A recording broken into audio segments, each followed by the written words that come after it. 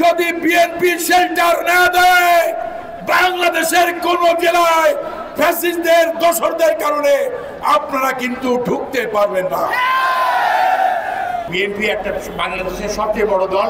এই দল যদি এর কোনো অ্যাকশনে যায় আপনারা কেউ কিন্তু টিকতে পারবেন না। সেই জন্য সবাইকে আমরা সাবধান করে দিচ্ছি। গত 2 দিন আগে গোপালগঞ্জে ঘটনা ঘটে গেল। এনসিপি নামক একটি রাজনৈতিক দলের একটি পথসভা ছিল। গোপালগঞ্জের সেই পথসভাকে পণ্ড করে দেওয়া হয়েছে। তাদেরকে পুলিশ এবং আর্মি প্রহরায় খুলনায় আনা হয়েছিল। আমরা তাদের উদ্দেশ্যে বলতে চাই, অনেক আগে থেকে আমাদের নেতা দেশনায়ক তারেক রহমান জাতীয় ঐক্যে ডাক দিয়েছেন। তিনি বলেছিলেন ঐক্য ছাড়া ফ্যাসিস্টদের দোসর ফ্যাসিস্টদের উৎখাত করা সম্ভব হবে না। কিন্তু আমরা কি দেখলাম?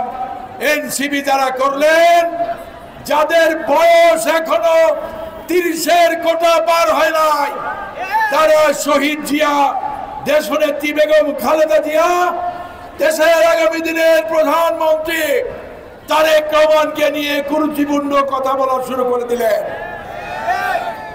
আমরা বলতে চাই, এইগুলি কি সঠিক করেছেন? আপনারা যদি বিএনপি শেল্টার না দেয় বাংলাদেশের কোন জেলায় ফ্যাসিস্টদের দোসরদের কারণে আপনারা কিন্তু ঢুকতে পারবেন না। গোপালগঞ্জ আমরা আপনাদের সহযোগিতা করেছি। আমরা ঐক্যের আহ্বান জানাই, আসুন জাতীয় ঐক্য বলে চলে, আর যাতে করে শেখ হাসিনার মতো ফ্যাসিস্ট বাংলাদেশে পুনর্বাসিত হতে না পারে, তার জন্য ঐক্যবদ্ধ হই। আমরা খুলনার 6টা আসনেই ইনশাআল্লাহ ধানের শীষকে জয়যুক্ত করব এবং তারেক রহমান সাহেবকে আমরা সেই ধানের শীষ উপহার দেব। এছাড়া ইনশাআল্লাহ আপনারা জানেন যে তারেক রহমান সাহেব অতি শীঘ্রই দেশে ফিরবেন এবং আমরা আশা করি যে উনি দেশে ফিরলে ঢাকা শহরে কোটি কোটি লোকের আগমন হবে এবং তারা সেখানে তাকে সম্বর্ধনা জানাবে। সেই জন্যই সবাই ভয় পাচ্ছে।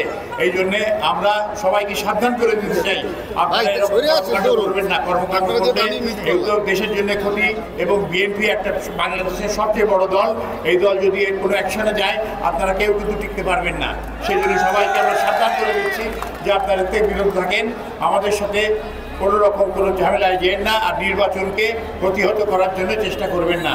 আগামী নির্বাচনে ইনশাআল্লাহ আমরা আশা করি যে আমরা জয়যুক্ত হব এবং তারেক রহমানের নেতৃত্বে আমাদের দেশে সরকার গঠন হবে। আমি আমার বক্তব্য বেশি বাড়াতে চাইনি। এরপরে মহরম মিছিল আছে, আগামী আরও বক্তারা বক্তব্য দেন। এই কথা বলি আপনাদের সবাইকে